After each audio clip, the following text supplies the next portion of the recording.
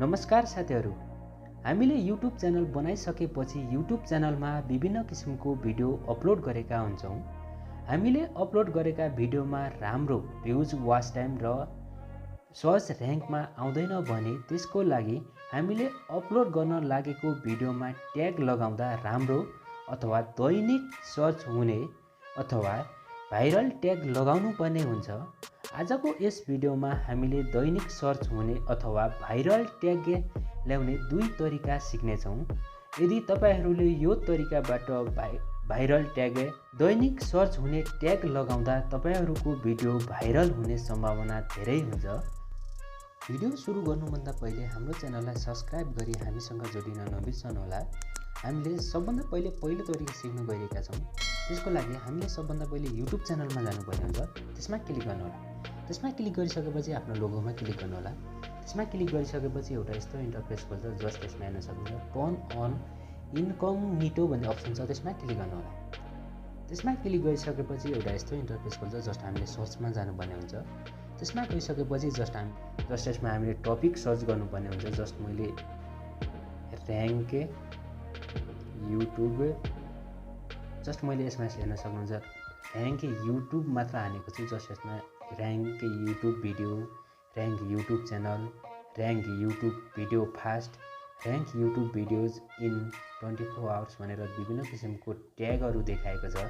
Just हामीले यो ट्यागलाई copy गरेर अथवा कुनैमा लेखेर जस्ट यसमा कुनैमा राख्न सक्नुहुन्छ। जस्ट मैले कपी गरेर म ट्याक्समा राख्न गइरहेको छु।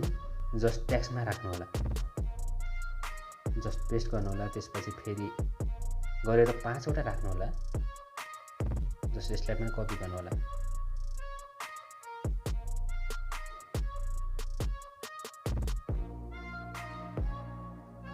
जस्ट सेकेन्ड त्यसपछि गरेर 5 वटा राख्नु होला। त्यसपछि हामीले लोकली जस्ट हामीले यसमा लङ ट्याग राख्नुपर्ने हुन्छ। जस्तै म how to rank YouTube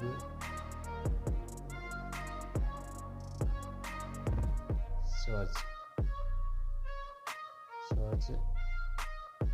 video भनेर जस्ट यसमा हेर्न सक्नुहुन्छ। त्यति मैले सर्च गरेको छु। यसमा विभिन्न किसिमको ट्यागहरू देखाएको छ। यो ट्यागलाई सेम त्यही तरिकाबाट कपी गरेर त्यसमै राख्नु होला। जस्ट यसमा जानु होला। जस्ट सिलेक्ट गर्नु होला। सिलेक्ट गरिसकेपछि जस्ट कपी गर्नु होला। कपी गरिसकेपछि जस्ट यसमा राख्नु होला। यसमा राखिसकेपछि जस्ट हामीले आफ्नो अपलोड गर्ने भिडियोमा राख्नुपर्ने हुन्छ। यो तरिकाबाट राखेपछि हामीले सजिलैसँग आफ्नो अपलोड गरेको भिडियो र्याङ्कमा आउने सम्भावना धेरै नै हुन्छ। यो तरिकाबाट सजिलैसँग तपाईँहरूले राख्न सक्नुहुन्छ। हामीले त्यसपछि दोस्रो तरिका सिक्न गइरहेका छौँ। त्यसको लागि हामीले कुनै ब्राउजरमा जानुपर्ने हुन्छ। जस्तै म क्रोम ब्राउजरमा जान गइरहेको छु। त्यसमा क्लिक गरिसकेपछि जस्ट सर्चमा जानु होला। सर्चमा गइसकेपछि हामीले यसमा ऱ्यापिड ट्याग .io/ हामीले जेनेरेटर भनेर सर्च गर्नुपर्ने हुन्छ। जस्ट सर्च गर्नु होला। सर्च गरिसकेपछि जस्ट 3 लाइनमा क्लिक गरेर डेस्कटप साइटमा पनि लिन सक्नुहुन्छ। जस्ट यसमा हेर्न सक्नुहुन्छ enter our tags YouTube video title भनेको छ। त्यसमा हामीले क्लिक गर्नुपर्ने हुन्छ। त्यसमा क्लिक गर्नु। त्यसमा क्लिक गरिसकेपछि जस्ट यसमा हामीले आफ्नो टपिक राख्नुपर्ने हुन्छ। जस्ट हेर्न सक्नुहुन्छ म र्याङ्क युट्युब भिडियो भनेर मैले जस्ट यसमा राखेको छु। राखिसकेपछि जस्ट यसमा सर्च भन्ने अप्सन छ, त्यसमा क्लिक गर्नु। त्यसमा क्लिक गरिसकेपछि जस्ट यसमा हेर्न सक्नुहुन्छ विभिन्न किसिमको ट्यागहरू यसले दिएको छ। जस्ट यसमा कपी भन्ने अप्सन छ, त्यसमा क्लिक गर्नु होला। त्यसमा क्लिक गरिसकेपछि जस्ट हामीले यसमा कुनै ट्याक्समा राख्न सक्नुहुन्छ।